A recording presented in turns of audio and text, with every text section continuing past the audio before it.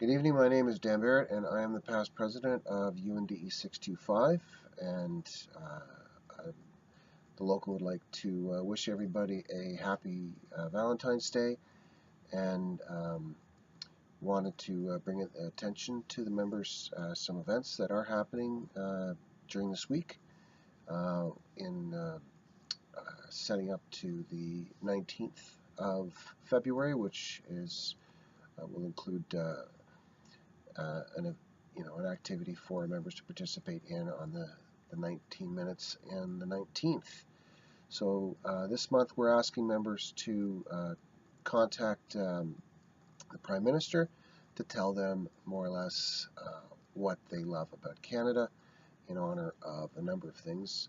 Valentine's Day, which is the red, and you see a little red in the button that we're going to be handing out on the 19th or by the 19th.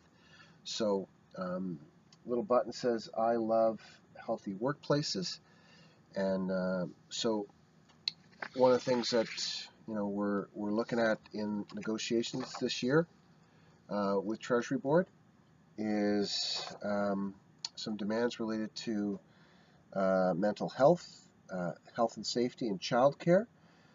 So PSAC is demanding actions on mental health and childcare during the negotiations. PSAC bargaining team spent the week of January 12th in negotiations with Treasury boards, putting forward proposals to address workplace health and work-life balances. So PSAC promoted that the PSA services adopt the national standard for psychological health and safety in the workplace. Union management should work together to identify psychological hazards in the workplace and implement practices that support and promote good mental health.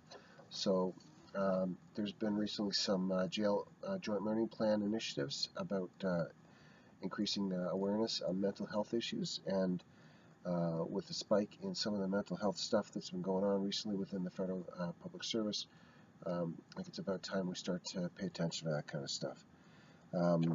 Also, PSAC proposals address the changes made by a piece of legislation C4 that removed and weakened significant sectors of the Canadian Labour Code, including the definition of danger, the right to refuse dangerous work, and the right to investigate and inspect. So the bargaining team is trying to address some of the shortfalls that it sees that need to be addressed through the collective bargaining process. And the last one is on childcare and demands centering around improving access to childcare, and this includes reversing the policy to charging rent to childcare centers in federal government buildings, as well as identifying other community options and making these solutions available to workers. So essentially all these things kind of tie in this week pretty effectively. So you've got Valentine's Day the 14th, so everybody should be kind of getting the Valentine's Day card thing going on, share the love sort of scenario to everybody, not just the folks that we actually are in our families, but the folks on the other side of the argument too, like the Prime Minister who may have a particular viewpoint that may not necessarily align all the time with the public service or the Treasury Board for that matter, and how the leadership in the Treasury Board is negotiating currently. So so that's the one side for the 14th. Now the 15th, interestingly enough, and on the 14th too, just to tie into this kind of stuff too, like you have also there's marches today on the 10th anniversary of some marches in Toronto. It's been going on a little bit longer in BC for the Aboriginal women and what's been going on with those folks there. So a little bit outside of the negotiation piece, but in the greater scheme of things, like you've got the healthy workplace sort of key, trying to engage people, involve people, and protect those folks that are vulnerable. So So that's the 14th. The 15th is actually Flag Day. So, wave your flag and essentially get get the things that are really mean to you, like about like what does Flag Day mean to you? So what does this flag, as being a Canadian, what does it mean to you? Where have the things that you value? Let the PM know essentially what you value about being Canadian. What it is that you value a Canada that is kinder, gentler sort of scenario, or one that believes in justice and all those due process and bills that are passed with debate and reasonable explanations of what's actually going on.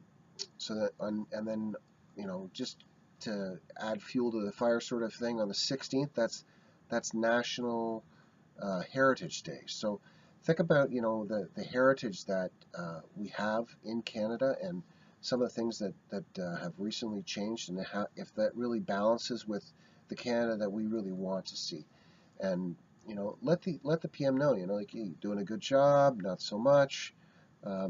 So bottom line, it's incumbent on us to basically express exactly things that are really of value to us. And the sooner that we do that, the better off I think the whole country's going to be. We're heading into an election year, which looking at the whole setup to the 19th. 19th also happens to be Chinese New Year's, so you've got a lot of this stuff, the Year of the Goat, coming up. And some folks have claimed that the public service have been a scapegoat for quite a while, and this being the Year of the Goat, we're hoping that's not going to happen again. And not to say that this is the year of the public service, but bottom line,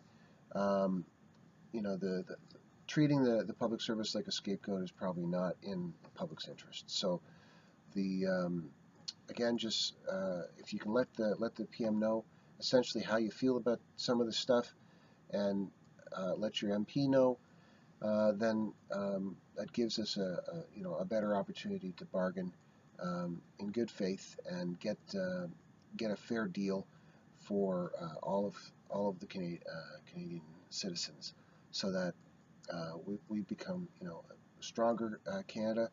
Looking at building on the heritage of this country and serving the public's interest. Thank you. So for more information, you can check out our website on unde-uedn.com. Check out the local tab and go and find the section on Ontario, and then you can see the UND 65 Toronto, the local 65 in Toronto page, to get a little more information. Okay, thanks, and make sure you check out this negotiation thing that we're going to be sending out to you folks, and also check out the GTAC webpage for some more good information going on for collective actions. Thanks again, and happy Valentine's Day.